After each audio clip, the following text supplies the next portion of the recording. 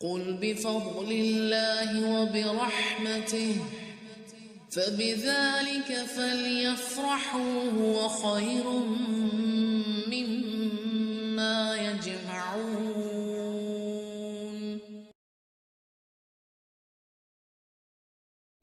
کسی بھی معاشرے میں اب اس گندگی کو کیسے روکا جائے، پریونشن، جیسے آئسولیشن ہے نا آج کے دور میں کہ کرونا وائرس نہ پھیلے، آئسولیٹ کر دیجئے، تو اب ذرا دیکھیے یہ ہے رحمانی اور ربانی ہدایات جب صورت کے آگے چلیں گے۔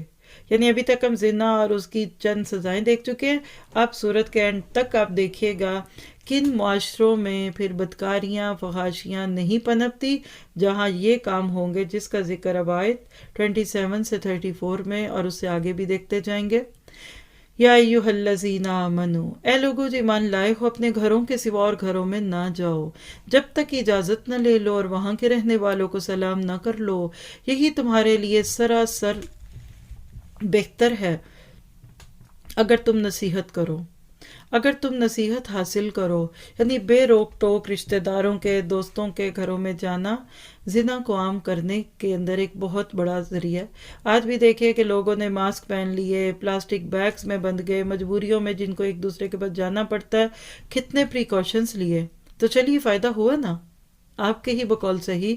تو پھر کیا آپ اور میں اسلام کی ان پریکاشنز اور اس آئسولیشن پہ کوئی بات کر سکتے ہیں؟ اب تو کوئی اس پہ بات نہیں کر سکتا، اللہ نے تو وہ منوا ہی دیا۔ جو آج تک مسلمان نہ منوا سکے کہ شیک ہینڈ نہیں کرنا کسی غیر عورت سے اور لیونگ ٹوگیدر درست نہیں، آج دیکھ لیجیے ان حالات میں بڑے بڑے نائٹ کلب بند ہو گئے۔ یہ ہے اللہ کی قدرت۔ ہم مسلمان اگر اپنے حصے کا کام نہیں کریں گے، اللہ تعالیٰ اپنا کام کسی اور سے لے لے گا، چاہے وہ حقیر مخلوق ہی کیوں نہ ہو۔ تو اہل ایمان کے لیے تہذیب کا درس ہے۔ اللہ سبحانہ تعالیٰ ہر معاملے میں خود ہماری تہذیب اور تربیت فرما رہے ہیں۔ اسی لیے اب دیکھیے کسی کے گھر میں نہیں داخل ہو سکتے نا بغیر اجازت کے، تو کسی کا فون نہیں سن سکتے، خط نہیں پڑھ سکتے، کسی کے گھر میں یا کمرے میں جھانک نہیں سکتے، چھپ کر باتیں نہیں سن سکتے، گھر کے اندر والدین کے کمرے میں بلا اجازت بچے نہیں جا سکتے، شادی شدہ بھائی بہنوں کے کمروں میں داخل ہونے سے پہلے اجازت لینا ضروری ہے، دیور بھابھی کی بے تکلفیاں نہیں چلیں گی اب۔ اور اسی طرح اجازت طلب کرنے کا قانون جو ہمیں 1400 سال پہلے سکھا دیا تھا، اور اجازت کیسے طلب کرنی ہے۔ ابو داؤد کی روایت ہے 5174، ایک شخص اللہ کے نبی کے پاس آیا، اور بعض کہتے ہیں کہ وہ سعد بن ابی وقاص تھے، تو آپ نے دیکھا کہ وہ دروازے پر اجازت طلب کرنے کے لیے کھڑے ہوئے ہیں اور ان کا رخ دروازے کے اندر کی طرف ہے۔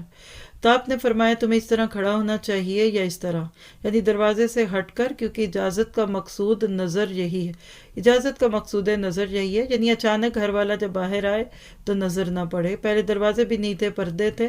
مراجعے کی اجازت لینے کا طریقہ تک ہمارا دین ہمیں سکھا رہا ہے۔